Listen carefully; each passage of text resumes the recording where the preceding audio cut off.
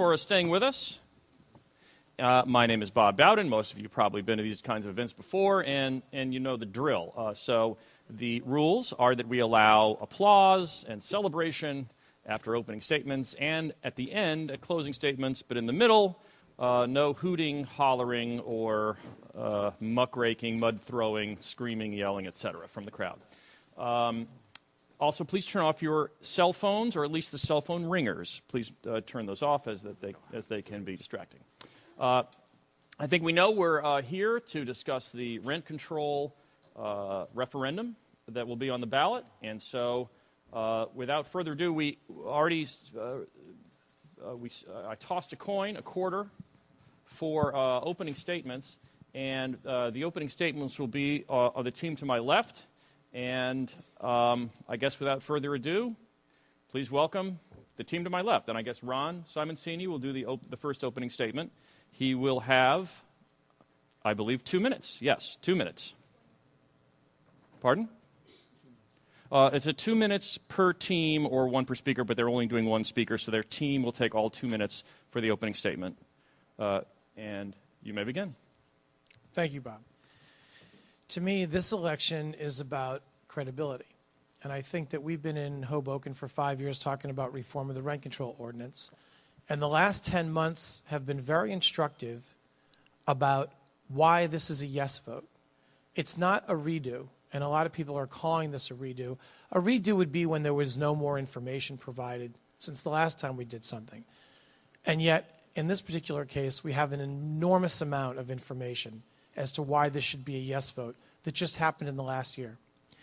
Much of it comes from tenant positions that have flopped since we were here last. When we were here last year, the tenants would tell you there were no tax equity problems in Hoboken.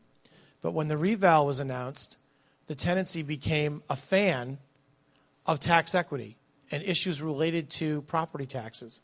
They came out with statements to try to balance, in their words, how the reval would impact property taxes for multifamily units.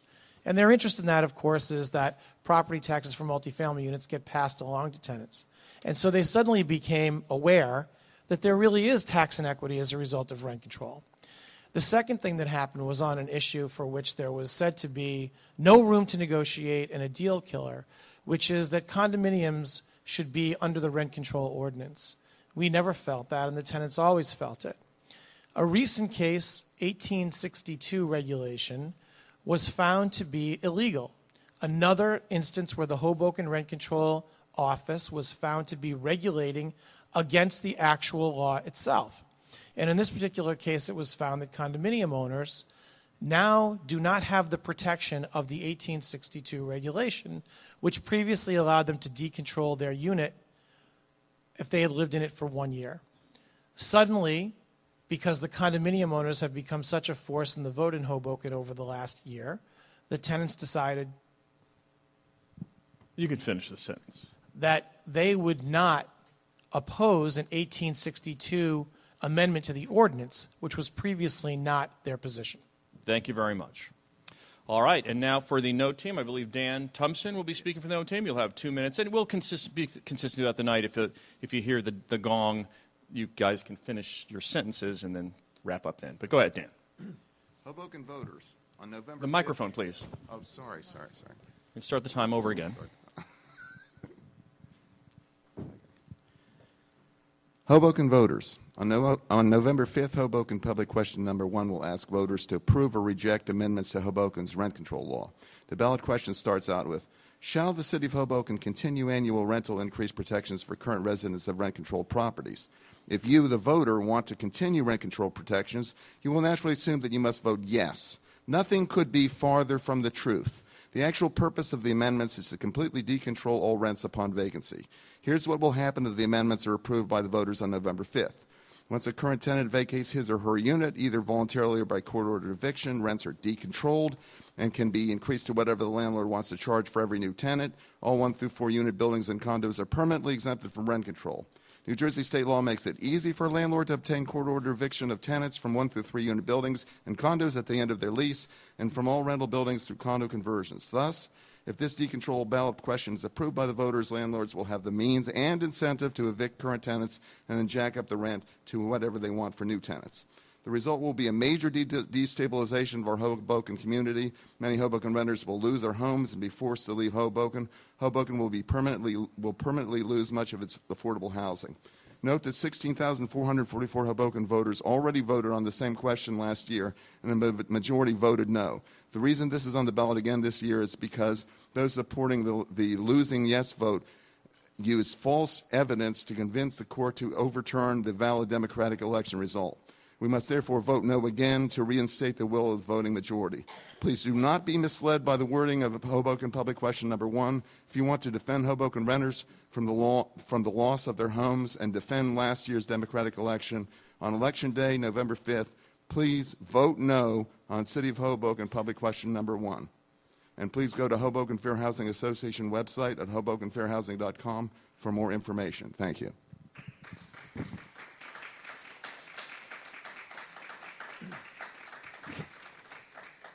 All right, now we begin the questions, and just so you guys know, some of the questions are phrased, please no comments from the audience.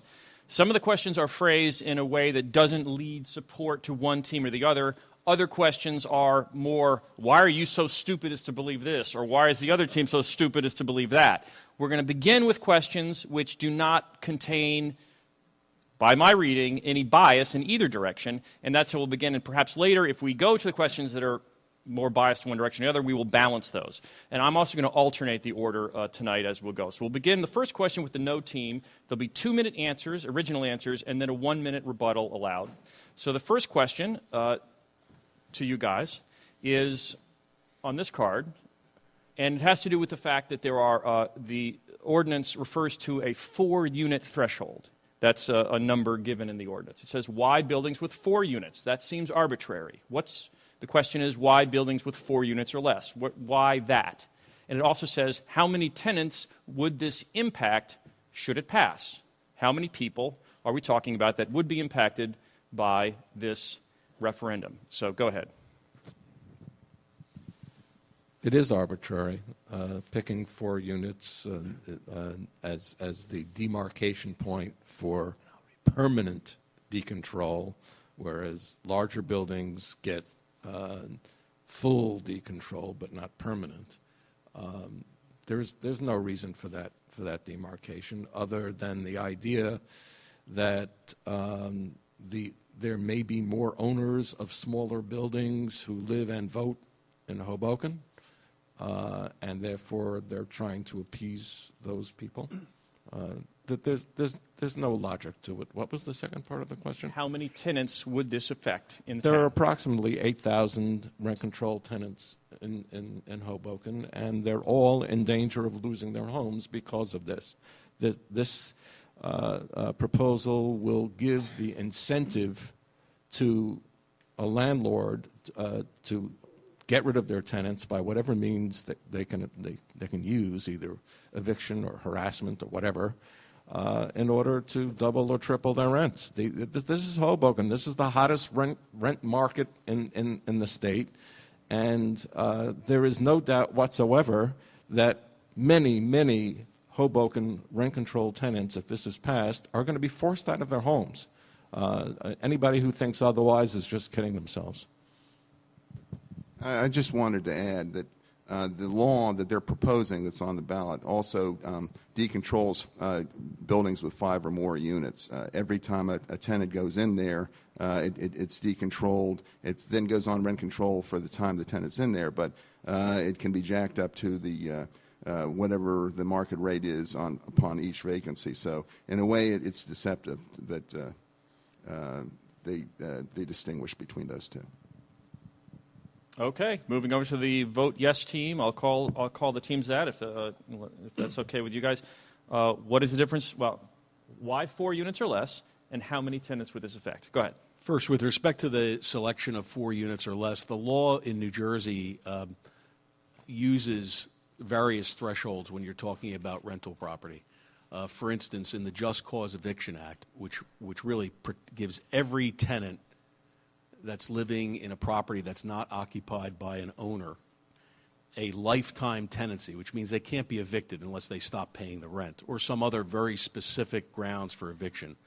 So that law uses 2 units or less.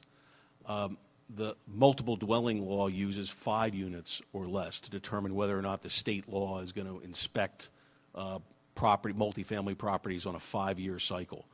4 units or less, there's nothing magical about it, but it generally represents a small, non-professionally managed property, generally owned by small operators, usually families that have developed the single largest asset in their portfolio, which would be a property that they've held in the family. So there's no magical act about it. How many tenants does it affect? Now, this is something that I think is extremely important for everybody, and particularly tenants, to understand. This ordinance doesn't impact any tenant in their apartment. So the correct answer is it doesn't impact tenants. In fact, it's very explicit in the wording of the initiative ordinance that tenants remain protected under the rent control ordinance for as long as they want to stay in their apartments. State law, not Hoboken rent control law, state law protects tenants in their apartments. They have the courts have called it a virtual lifetime tenancy. There's no such thing as a 1-year lease or a 1-month lease under New Jersey tenancy law. Tenants are permanently protected unless they commit one of the 13 grounds for eviction that state law provides for landlords. Okay, time. So we have 1-minute rebuttals. Go ahead. I'm really surprised that Mr. Grimaldi doesn't know that there are 18 causes for eviction, not 13 as they were originally. Look, if you're a landlord and you know that you can triple your rent roll from, say, $1,000 a month per tenant to $3,000 a month per tenant, you will try very hard to get rid of your tenant, to get a new tenant in order to get those higher rents. If you are in a small building, 3 units or less, you can do it legally under the eviction law simply by saying you want to move in. If you're already in, you can just evict the other 2 tenants almost at will, just at the end of the lease. And harassment is the other alternative, and it happens every single day. What he said was totally untrue. 1-minute rebuttal. If harassment happened every single day, there would be one case somewhere someone would have been convicted of it. It's never happened in New Jersey, to my knowledge. When I was here last year, I challenged Mr. Shapiro. He didn't have a case then. He said, I think there was one, but he didn't know it. It hasn't happened. The reason that the 4 units was selected is that most municipalities in New Jersey do use that as their threshold for demarcation of who's protected under rent control and who's not. Typically, 4 units and less are not protected by rent control. In New Jersey, there are only 22 municipalities that, for example, don't provide vacancy decontrol or have already decontrolled their 4-unit and less structures. So the fact of the matter is this ordinance is what everybody else has, except for some very severe ordinances that are also under reform. Hoboken should do this to fall in line with what happens in all the other municipalities in the state. All right, next question. We'll begin with 2-minute answers, starting on this side this time. What is the difference between affordable housing and rent control? We got questions about both in the mayoral debates and the city council debates. 2 minutes. Okay, affordable housing in New Jersey comes in 2 forms. There's a capital A affordable housing, which is state-mandated affordable housing under the COA regulations. And then there's affordable housing that says this housing can be afforded by somebody making a typical living wage. Rent control does not provide affordable housing. What rent control does is provide consumer protection against rent increases in markets where there's deemed to be a housing emergency. This housing emergency allegedly started in 1973 during the Nixon wage and price controls era. Whether there was an emergency then, I couldn't say. But there's not one now because all I see is cranes up and down the street. So plenty of people are providing housing now. It's not as though there's an emergency where the vacancy rate and the constraints on building new housing are preventing people from having housing. The reason that people want to live here is because it's cool. And when something's cool, a lot of people want to do it, and that pushes the price up. The tenants that are going to be protected under this ordinance are the tenants who are already here. Not one thing changes for one tenant. This harassment thing is like the boogeyman. You can talk about it, say you're afraid of it, you can hide under the bed, but have you ever seen the boogeyman?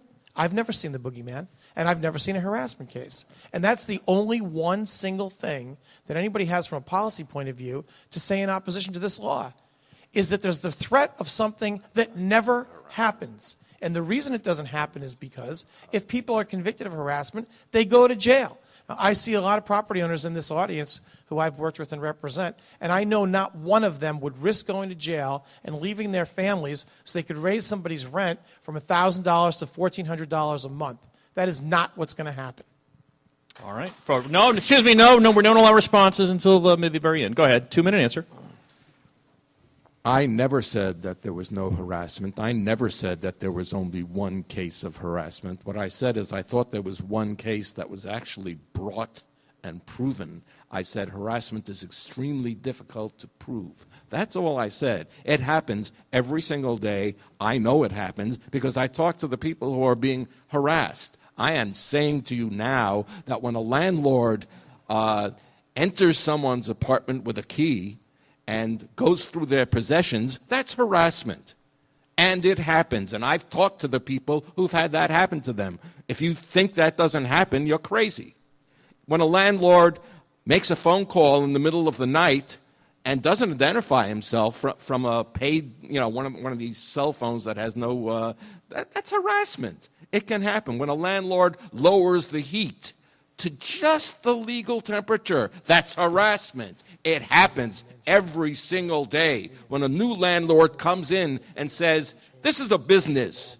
I am not your friend. You better meet every single obligation under your lease. And that was told to me a week ago by a tenant. That is harassment. When a landlord puts in a clause into the lease that's illegal, that says that they can evict for a reason for which they cannot evict, and we talked about this at the last debate, that is harassment. Harassment happens every single day. And when it happens because the owner has a reason. The reason is doubling or tripling the rents. That's a good reason.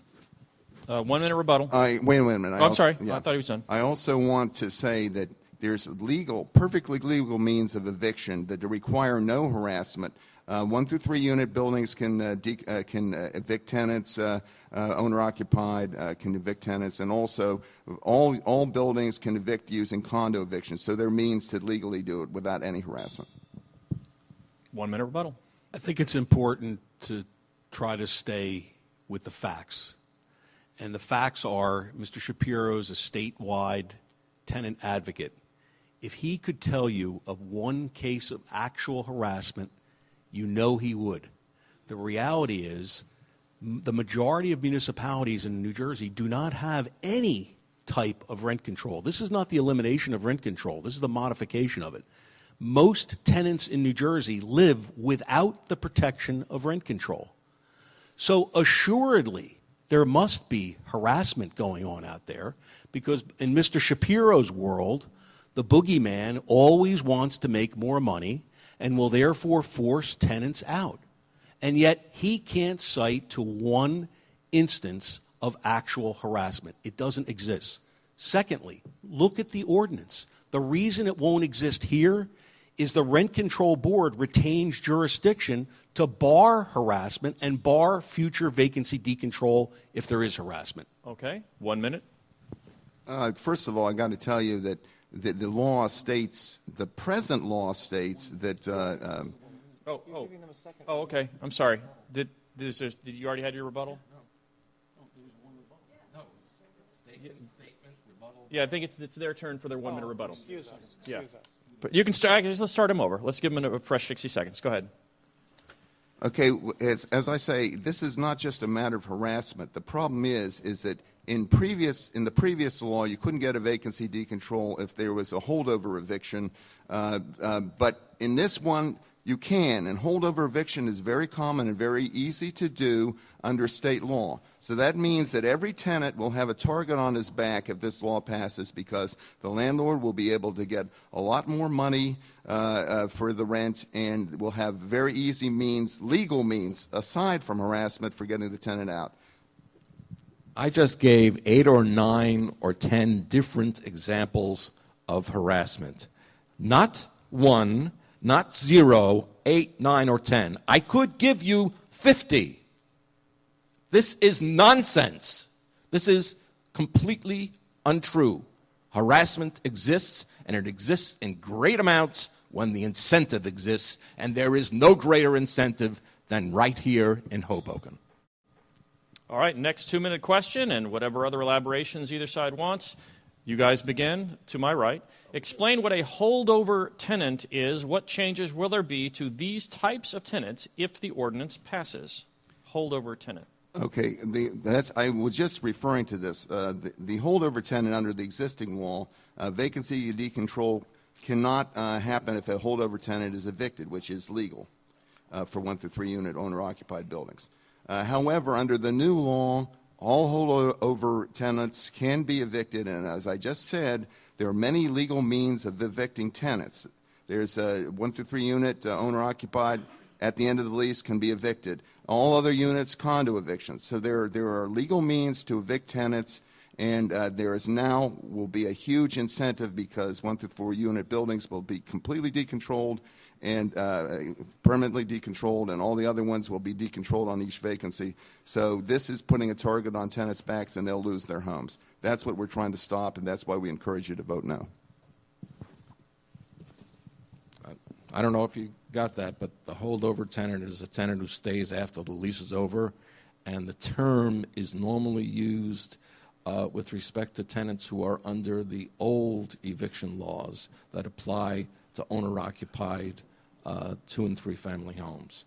And those people can be evicted at the will of the landlord. So it's a real problem. If there is no the protection that's built into the rent law is very unusual, and it's wonderful. But outside of Hoboken, those people have nothing, and they just get evicted at will. In this situation, that little bit of protection that's built into the Hoboken rent law is going to get eliminated, and those people will just get evicted when the landlord wants to evict them. And when will that be? When they can double or triple their rents, like I said. All right, 2 minutes over here. Let's try to stick with reality. This ordinance does not change the Anti-Eviction Act. Here's the simple way that I explain it to clients. If you live in the same building with your landlord, and there are only 2 units in the building, the laws against anti-eviction don't apply to you. Those are the only circumstances. If you live in a single-family home, or if you live in a building with 3 or more units, and your landlord doesn't live under the same roof as you, you are protected by state law. There is no such animal under residential tenancy law as holdover tenancy. It's an irrelevant concept. If you sign a 1-month lease or a 1-year lease, the landlord must renew it in perpetuity as long as the tenant wants to stay there, so long as you haven't violated the terms of the lease, so long as you haven't dealt drugs or not paid the rent or paid the rent habitually late. Those are the 18 grounds. I'm sorry I didn't pick up the other 5 drug grounds that Matt was referring to. But that is the state law that protects all tenants. The Hoboken Rent Control Ordinance does not protect tenants in the occupancy of their property. It doesn't have to. State law and New Jersey tenancy law is one of the nation's most strongly tenant protective state statutes that exist. And despite what Mr. Shapiro says, and Mr. Thompson, go to the tenancy court sometime and see whether it's really difficult to evict a tenant. The only tenants getting evicted in tenancy court are the ones that fail to pay rent. And even they're permitted to come to court for rent within 3 days of getting a judgment for eviction. Evicting a tenant is a matter of state law. It's not a matter of local tenancy law or Hoboken rent control. The financial incentive that the gentlemen are talking about here will not compel a landlord to evict a tenant because they can't under state law. 60 seconds. They can, under state law, if it's a small building, if it's a 3-unit building, a landlord just has to say he wants to move in. That's clause L3 for your benefit. And the landlord says he wants to move in. The tenant is evicted within 60 days or at the end of the lease, whichever comes later. So they can be evicted in the small buildings. In the larger buildings, they can be, I know you don't like the word, harassed. You want to say something? Yes, the advantage of the current rent control law is it prevents any vacancy decontrol. Our law only allows 25% once every 3 years, but that's even prevented for eviction of holdover tenants. So that's even though it's legal under state law, our rent control law removes the incentive. Thank you. 60 seconds for the I think Dan yes makes team. a great point there, which is that there's already an incentive to evict those tenants if you want to get the 25% increase. And what happens is, the practical application of this is Hoboken. Most of these 2 and 3 family unit buildings were built as that. They were built because the mother and the daughter and the cousin were going to live there. Historically, that's what these properties are about. These properties are typically the single largest asset in a family. And that family owns that property. And when that family would like to occupy that property, there's nothing in the moral code that says they shouldn't. That's their property. And so when they do rent it out to somebody else, a third party, and when they do leave the building, as Charles says, they are protected. But you have to really look at what's going on in Hoboken and why these units are so important. These units are important because they're these families' largest assets. And what's being ignored here is that there's as much disruption to those families as there has ever been to any tenant. Okay. So the next 2 questions, I believe, are relatively mirror image. Again? You did already. I think that was it. I think that was it. Yeah. So the next 2 questions. You don't get to say tenant harassment exists later. Shh, okay, hold on. This is not debate time here. It's my time. I'm going to seize my time.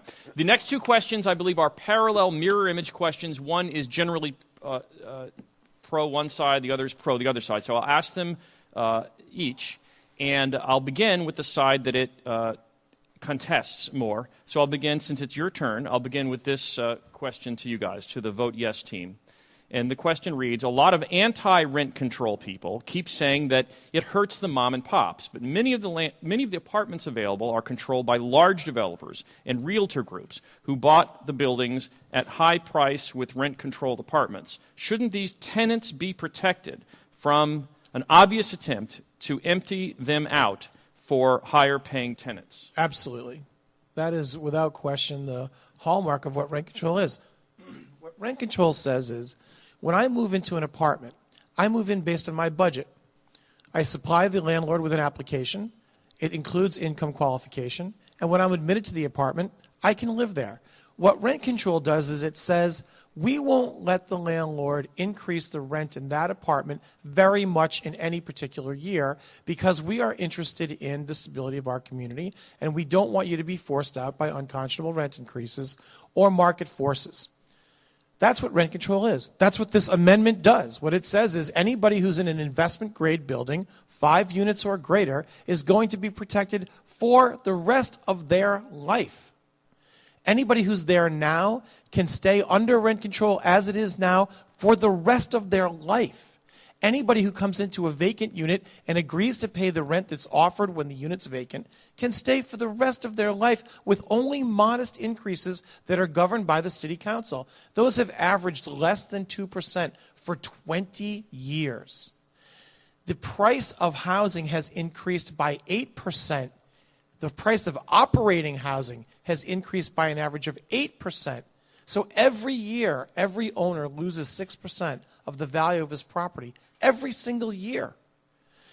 All this does is says when the unit is vacant, give the property owner the opportunity to reinvest in the unit and create the value in the unit that he would like to see. It's his property. When it's vacant, there isn't any interest in that property by the tenant who left.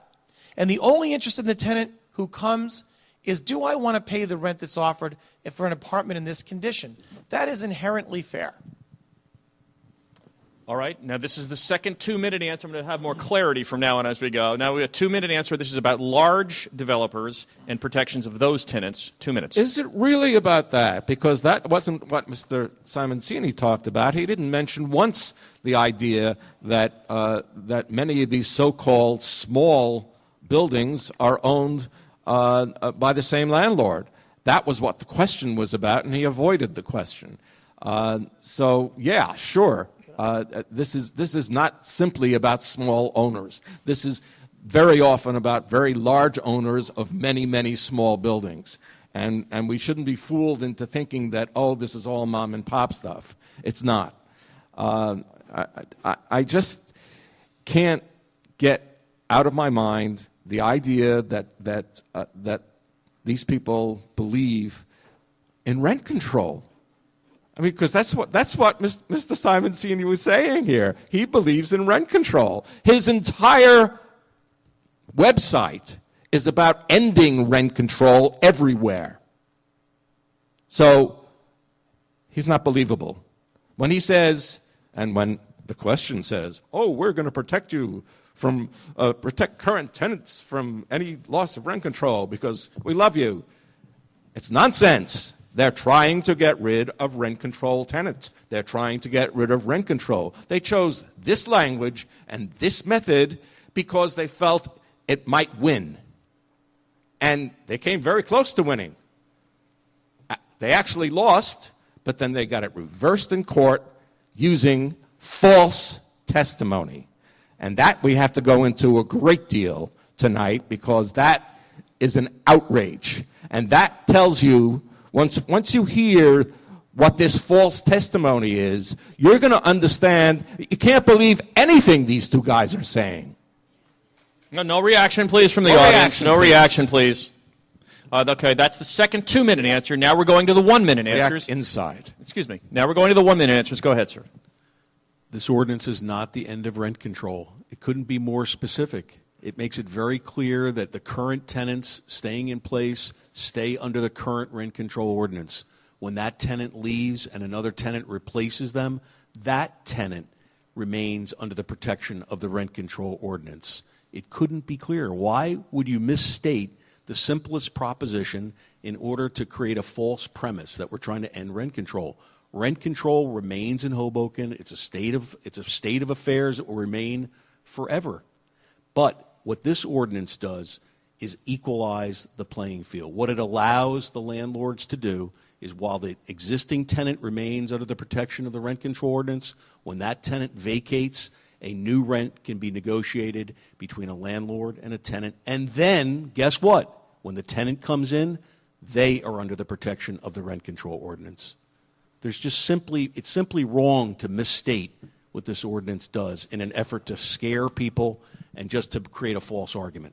All right, 60 seconds now to complete this question. Vacancy decontrol ends rent control. The only question is how long does it take?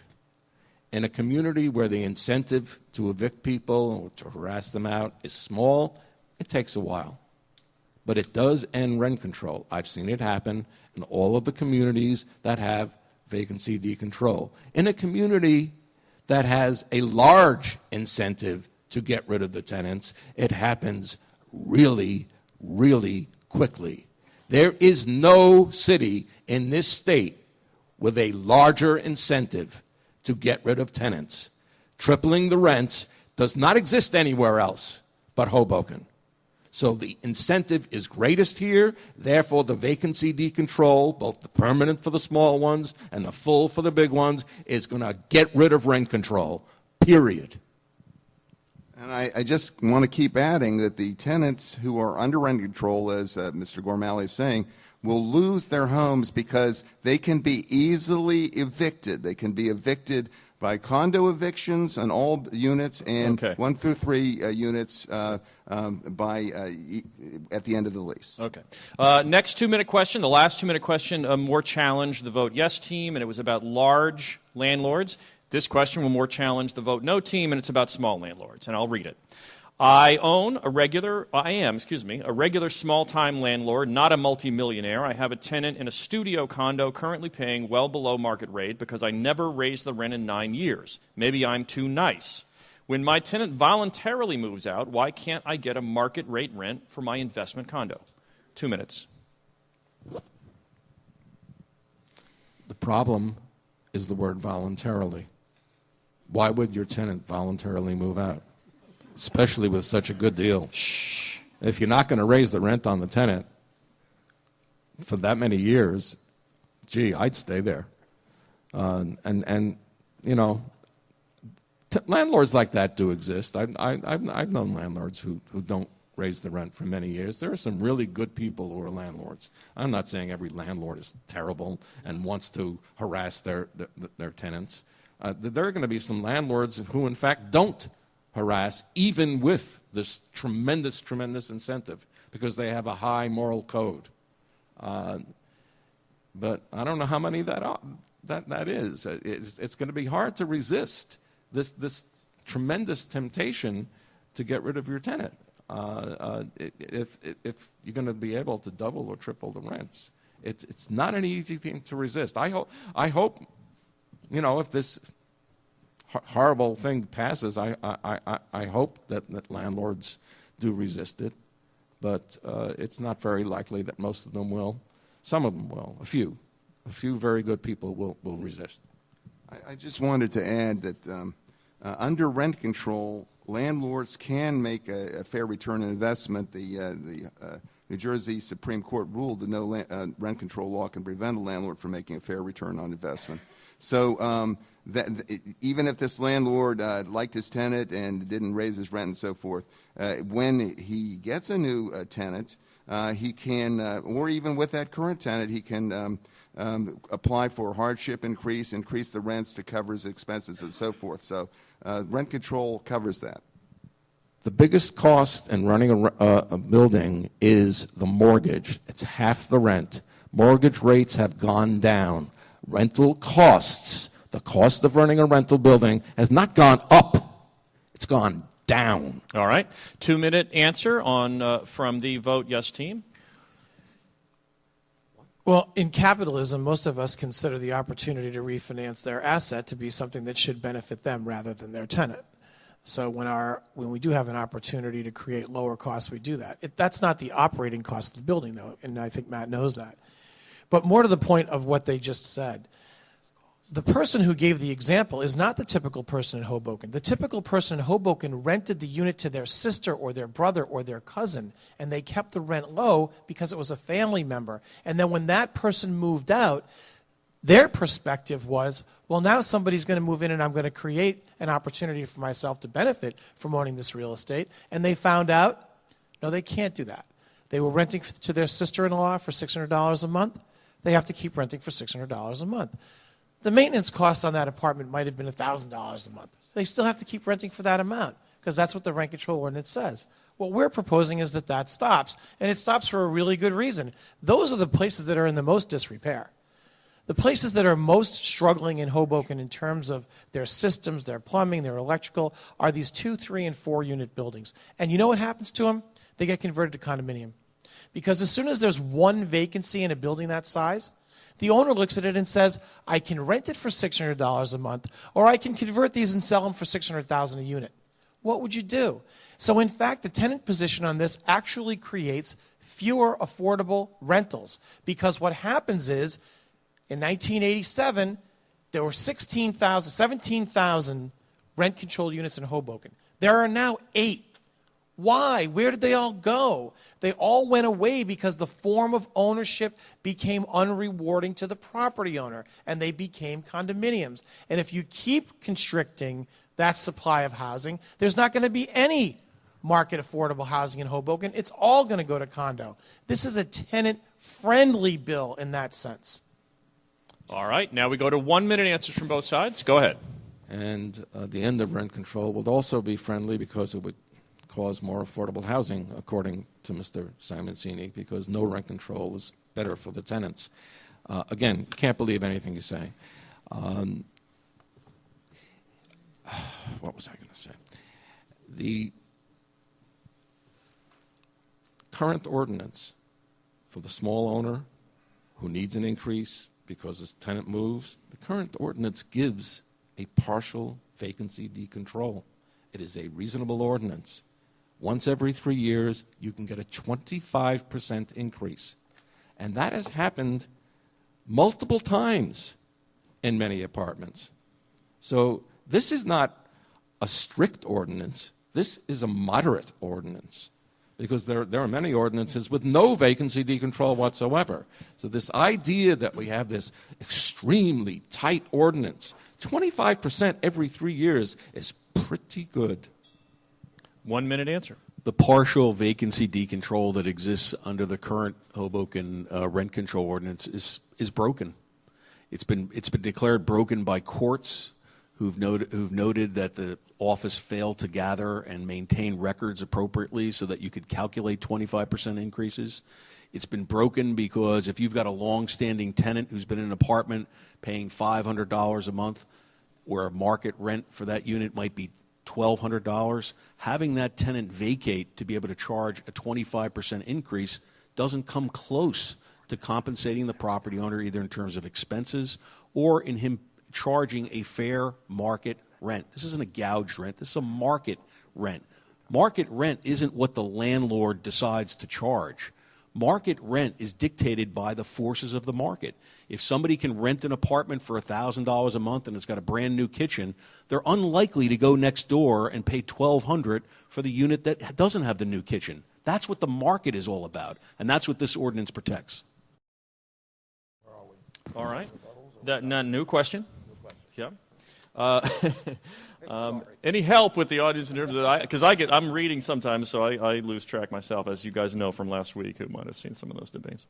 Let's see. So I'm now going to move to, again, a pair of questions that are challenging to each side one at a time. Since it's your guys' turn, I'll begin with this one. Can't landlords pass tax surcharges on to their tenants? And if so, doesn't that mean landlords need not be concerned that they'll be crushed by reval? Or generally, you might also say about if they spend money to upgrade an apartment, can't they pass that on as well? So what about that? 2 minute answer. The current ordinance, and it would continue to remain in effect as well, allows landlords under certain circumstances when the taxes rise above a certain base year to pass a percentage of those tax increases on to the tenants. Many landlords do that. That's not changing under this ordinance. In terms of upgrading an apartment, if a landlord desires to, let's say, modernize a kitchen and spend, say, call it $10,000 on the unit, there's nothing in the rent control ordinance that allows the landlord to recapture that investment. The only way a landlord can do that is if they're doing system-wide, building-wide improvements, and then they can apply to the rent board for a capital improvement surcharge. And under current regulations, the rent board allows them to recover their investment over a 20-year period. And they have to do that all while their tenants are in place. And they have to do it with the advance permission of the rent control board. It's a hopelessly burdened and ineffective way to increase and improve the housing stock.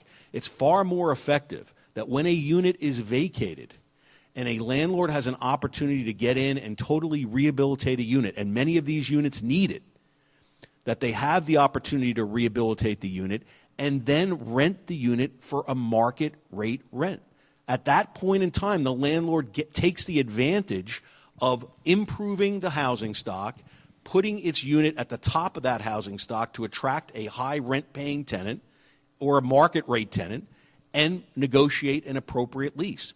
The minute that lease is signed, the tenant falls under the protection of the rent control ordinance, which means if they want to stay there for the rest of their life, they get to stay there.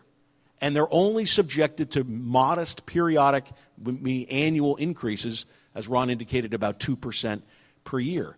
So this ordinance improves the housing stock while it continues to protect tenants. 2 minutes on the pass along the Thank you. the costs. The question really illustrates why this rent control ordinance is one of the most reasonable rent ordinances in the state, reasonable being generous to the landlord. a cumulative tax surcharge that goes back to, 1983 or 1987, something like that, is actually gigantic. Taxes have gone up considerably since then, and landlords can get very, very large tax surcharges. All they have to do is charge them. The capital improvement surcharge is available. It's used frequently. It is not limited to long-term repayments. I wish it were, because it should be over the real useful life. But anybody who is familiar with the Hoboken Rent Board knows that when a landlord goes in and asks for something, the answer is yes. No reaction, please. It's very tilted, and they normally use very low payout periods for capital improvements, which are well below the useful life of the improvement. So landlords get a good deal when they go for these capital improvements. And the same is true with the vacancy decontrol, the 25% every 3 years. This board approves them. And if he wants to say they don't, well, he can say it, but the facts are they do. And maybe there's one opposing vote, Cheryl Fallick. Finally, there's the Supreme Court ruled that rent control laws have to provide a fair return on investment to landlords. So there's also a hardship increase provision that allows that as a mechanism to cover maintenance and other charges that are necessary. Okay, now we turn to 1 minute rebuttals. First, 1 minute rebuttal. I just know Matt spoke with great authority about the Hoboken Rent Control Board, and I know I did see Cheryl Fallick's here. I've never seen Matt at a rent control board meeting, and I've been to a few. But I can tell you, Matt, there are capital improvement increases don't come out of this rent control board. Hardship increases don't come out of this rent control board with any frequency at all, considering that you got 8,000 rental units out there. And with respect to tax pass-throughs, sure, you can pass through a tax increase over a certain base year to a tenant.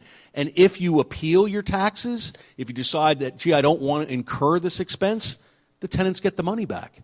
So it's a revenue neutral situation relative to the municipality. If a refund comes to a landlord as a result of a tax appeal, he's got a partner in it. He's got to pay it back to the tenants. So I'd urge you, Matt, before you quote with some authority about what's going on at the rent control board, show up in a meeting once in a while, because I'll tell you, that rent board, Ms. Fallick included, doesn't approve capital improvement increases or hardship increases. All right, moving on to a new question, a 2-minute question, more challenging now to the vote no side. This question is, do you think living in a subsidized home or rent-controlled home creates the tenant a mindset of dependency or entitlement? 2 minutes. I think that the person who wrote the question is a bigot. People who live in subsidized homes, meaning low-income people who get rent subsidies, are in dire straits, and they need the help in order to be able to live in a home. And that's not creating a lifetime of dependency. It's being able to live in a home instead of being able to live on the street. Rent control is not a subsidy at all. It's simply consumer protection, and it brings us back to the whole question of affordability that I never really got to answer. What rent control does is maintain the level of affordability of a home, of an apartment. It doesn't make sure that it is affordable. It just maintains that level of affordability. It's consumer protection. It prevents the landlord from ripping off the tenant with very large rent increases. We would like to maintain that. We would like tenants to feel comfortable in their homes and know that they're not going to get rent gouged. And unfortunately, if they're harassed out or if they're evicted for legal reasons, they're not going to keep that protection because they're not going to keep their home. Got anything to say? Yeah, I just wanted a quote from the preamble to the rent control law. An emergency exists within the city of Hoboken with respect to rental housing by reason of such shortages undue bargaining power has been obtained by landlords, resulting in numerous increases in rent which are exorbitant, speculative, and unwarranted, and that such increases are causing severe hardship upon tenants and their families, and the displacement of tenants and their families from the city, and are adversely affecting health, safety, and general welfare of the citizens of the city of Hoboken. That's why rent control was created. It's to defend tenants from that kind of... That's time. Second 2-minute answers. 2 minutes. Go ahead. First, that was written 40 years ago, and there have been many market cycles since that happened. It's not relevant anymore. That housing emergency has come and gone, and there have been many others that came with it, most recently Sandy. You can see that there are effects on this housing market that have nothing to do with the rent control office that it doesn't respond to anymore. 40 years is too long to have something that's only changed modestly, and the only change in it was the Z88 regulation, which allowed people to provide proof that they hadn't gouged rents. And in the rent leveling board now, you can't even get that proof through. So the fact of the matter is this is a dishonest situation in Hoboken, and they're treating it dishonestly. This is rent control. Rent control says if you're in a 5-unit building or greater, you will be protected for the rest of your life. You will never have to be discomforted by the idea that you'll be forced out. You have that opportunity to stay there. The smaller units, of course, everybody looks at it and says, how come these aren't protected other places? Why aren't those smaller units protected in other places? They're not protected because they shouldn't be protected. They're the obligation that you put on the owner of that property, who typically doesn't own many of them, and I know that there's this idea that there are owners who own all these 4-unit buildings. No one wants to manage that. Very infrequently does that happen. Typically, these buildings are family buildings that happen as a result of somebody who built their own house and rented part of it out to reduce the cost of it. That's where this comes from. So the idea that there's some degree of willingness to use bigotry to get people out of their housing, of course it creates a dependency. Of course people don't move as much. They never move as much under rent control than they do when there is no rent control, because they use the discount that they get from the rent to subsidize other areas of their lifestyle. Everybody knows it. All right, 2 60-second rebuttals, beginning with the first 60-second rebuttal. Go ahead. Vote no, team. Mr. Simon Seedy would have you believe that he believes in rent control for larger buildings. That's false. He does not. He tries to get rid of rent control in all buildings. He's just made a political calculation in this community that it would be easier to do it a little rougher to the small buildings, get rid of it totally, and not quite as bad to the large buildings where you have total vacancy decontrol, but not permanent. If you look at what he does in other communities, you'll see that he just wants to get rid of rent control. What he did in Neptune, he presented a petition to get rid of their rent control ordinance. Why? Rent control is evil. Unfortunately, the petition that he submitted had forged signatures. 100 forged signatures out of 100 that were tested by the mayor of that community. Can you trust what this guy says? And 60 seconds. I guess when you can't talk about Hoboken and you can't talk about the question that we're here to talk about, you talk about other stuff. 2 points. First, this ordinance does not impact public housing and what we consider subsidized housing and affordable housing in Hoboken. It only impacts, has only relevance to rent-controlled properties. With respect to campaigns against rent control, there's not one town that either I've appeared in or I've appeared in with Ron in which we've advocated for the elimination of rent control. The elimination of rent control. What you have and what we've readily advocated for is a proper balance between the government's interest in protecting people from increases of rent after they've come into occupancy of a property and allowing the property owner to take advantage of changed market conditions when the unit is vacant, meaning when there's no tenant there. When there's no tenant there, what business does the government have coming in and tell you what you can charge in rent? They have no business whatsoever. That's time. Next 2-minute question. We're all having fun tonight, I presume, by the way? That's not the next 2. Yeah. How about you guys? You having a good time back there? All right. Okay, so this is more challenging to your team as we continue to rotate them. To the Vote Yes team, 2-minute question. Since many tenants don't have the kind of money needed to take on a landlord that is harassing them I'm not sure what that word is, but how can they be protected if the ordinance passes? It has to do with if a landlord is harassing them and the tenants don't have the money to take them on. 2 minutes.